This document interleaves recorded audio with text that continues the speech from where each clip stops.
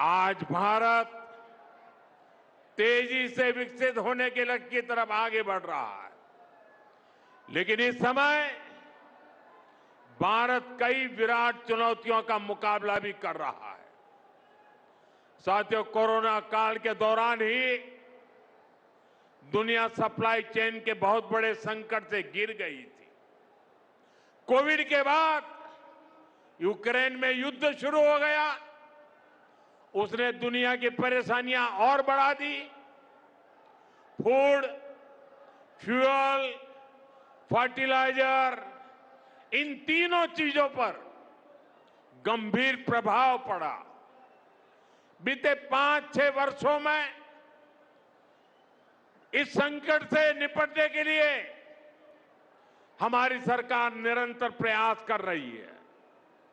आपको याद होगा, उस समय और आज भी फर्टिलाइजर की एक एक बोरी दुनिया में 3-3 हजार रुपये में बिक रही थी।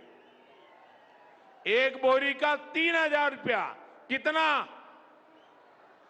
आप बताएंगे एक बोरी का कितना? आंकड़ा नहीं, बोलिए मुंह से। 3,000 रुपया एक बोरी का। कितना? एक बोरी का कितना? एक बोरी का कितना?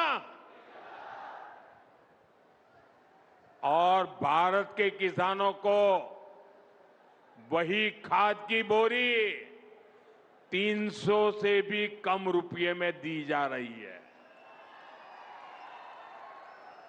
3,000 के सामने 300 रुपये में। सप्लाई चेन की इन मुश्किलों के बीच पिछले 2 महीने से हमारे पड़ोस में ही इतना बड़ा युद्ध चल रहा है। इसका असर पूरी दुनिया पर पड़ा है और भारत पर तो और भी गंभीर असर हुआ है।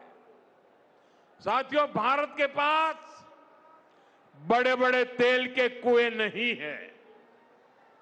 हमें अपनी जरूरत का पेट्रोल, डीजल, गैस, ये सब बहुत बड़ी मात्रा में दुनिया के दूसरे देशों से, बाहर से मंगाना पड़ता है। युद्ध की वजह से पूरी दुनिया में पेट्रोल, डीजल, गैस और फर्टिलाइजर के दाम बहुत अधिक बढ़ चुके हैं, आसमान को भी पार कर गए हैं।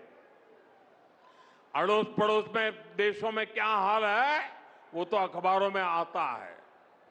भारत सरकार इस युद्ध के पिछले 2 महीनों से देशवासियों को इस संकट से बचाने के लिए लगातार प्रयास कर रही है। नागरिकों पर बोझ न पड़े, इसके लिए सरकार सारा बोझ सरकार खुद अपने कंधे पर उठा रही है।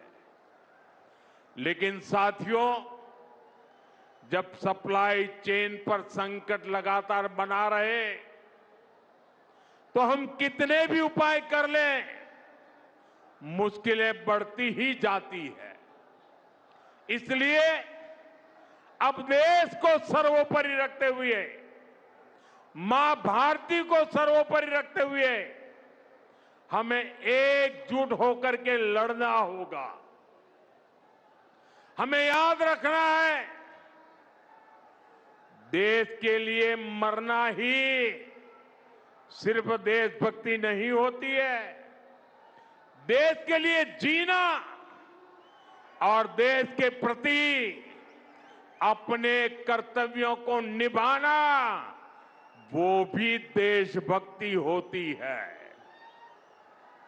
इसलिए वैश्विक संकट के इस समय में हमें कर्तव्यों को सर्वोपरि रखते हुए कुछ संकल्प लेने होंगे और उन संकल्पों को पूरे समर्पण भाव से पूरा करना होगा।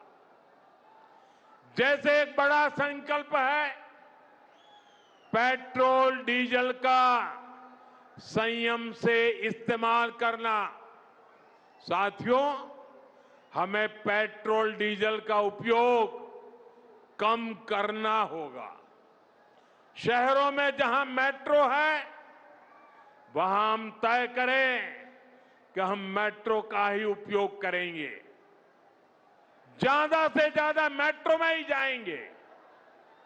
अगर कार में ही जाना जरूरी है तो फिर कार पूल करने का प्रयास करें और भी लोगों को साथ बिठा ले। अगर हमें कहीं सामान भेजना हो तो कोशिश करनी है कि वह ज्यादा से ज्यादा रेलवे गुड्स के जो ट्रेन होती है, रेलवे की सर्विसेज से भेजें, ताकि इलेक्ट्रिक रेलवे होने के कारण पेट्रोल डीजल की जरूरत नहीं पड़ती है। जिन लोगों के पास इलेक्ट्रिक व्हीकल है, वो भी कोशिश करें कि इलेक्ट्रिक व्हीकल का ज्यादा से ज्यादा उपयोग करें।